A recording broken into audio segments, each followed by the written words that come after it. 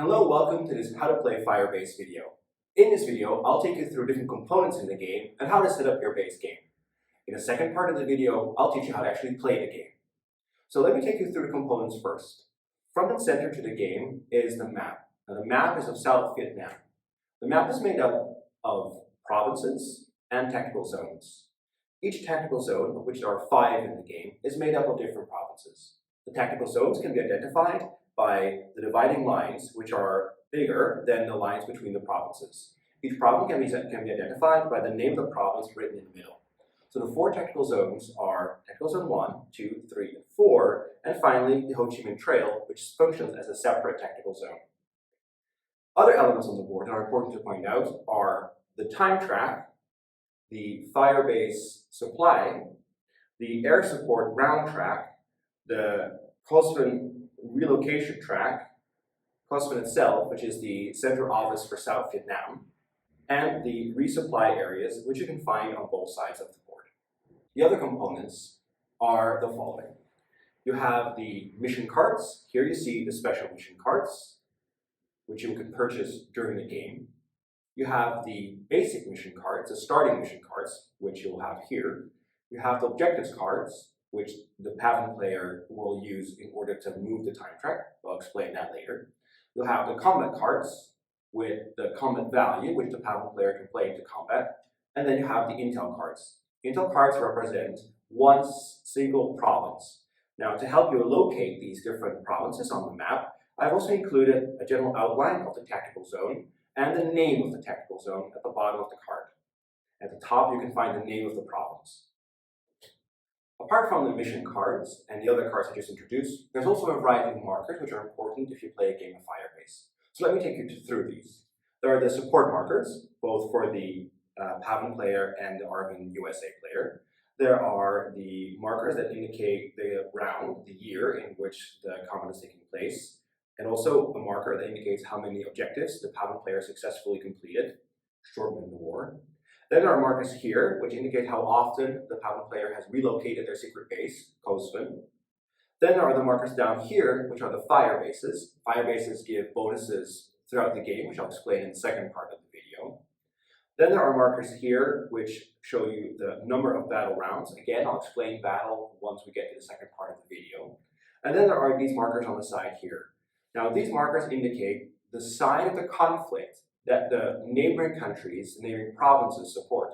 So these provinces in Cambodia can either support the Arvin US player, in which case you would show the blue side of the marker, or they can support the communists, the Pavan player, in which case you would use the red side of the marker. The same goes for the province in Laos, the Plain of Jars, which can either support the Arvin USA player or the communist player, the Pavan player. Finally, there is the intelligence report, which the Arvin US player uses to keep track of where they have searched for the communist secret base. Okay, now that I've introduced the different components and what the general setup looks like, let's talk about how you actually prepare and set up for each individual game of Firebase. During the start of setup, after you've placed a Firebase and a support token in Da Nang and Saigon, which is always how you set up for a game of Firebase, the communist player, Pavan player, gets the stack of intel cards and secretly, unbeknownst to the Arvin US player, chooses the location of their secret base. Now, the location of the secret base is very important because the Arvin US player wins the game by locating and destroying the secret base. So let's say, in this case, the communist player chooses Ladrong as their location. Now, they do not show this card, obviously, to the Arvin US player. Now, this card is placed secretly under the map here and will be the location of the secret base of Cosvin, which is the target for the Arvin US player. Then, once the Pavan player has chosen the secret location of their base, they pick out 3 pairs of troops and 3 loyalty markers and can place these in any province on the map.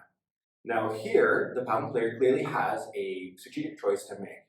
They can either choose to defend the province in which they've located their base, or maybe defend provinces adjacent to where they've located their base, or maybe they want to put the Arvin US player onto a false lead by perhaps placing some of their locations far away from where their secret base actually is. Now, where these troops are placed and loyalties placed is up to the Pavan player, but they always need to be placed in combination. So the location where support is placed is also the location where the troops are placed. Now, once the Pavan player is done with this, it is a turn for the Arvin US player to finalize their setup. And for this, they already have their support markers and the fire bases in the province of Saigon and Da Nang. And they have 10 troops to divide between the two different provinces that they already have support in.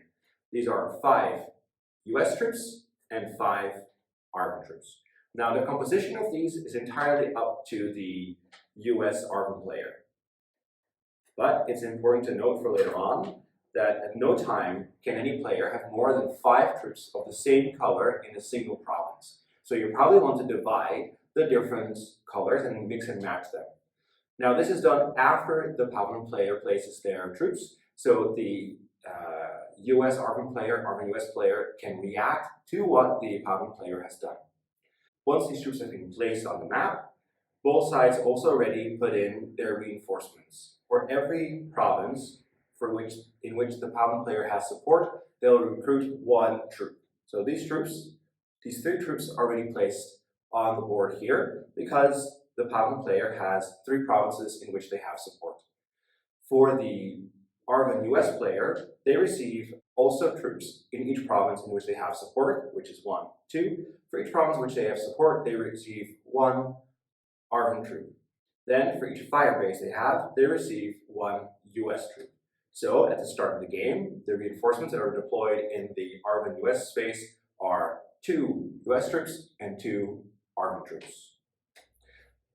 Once we're done with the board here, both players receive 4 of their starting missions.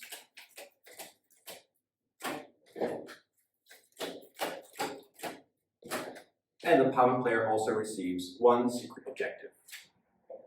Then the Arvin player needs to receive 5 battle cards. And with that, you are set up for your first game. Like I said, in the second part, I will explain how to actually play a game of Firebase.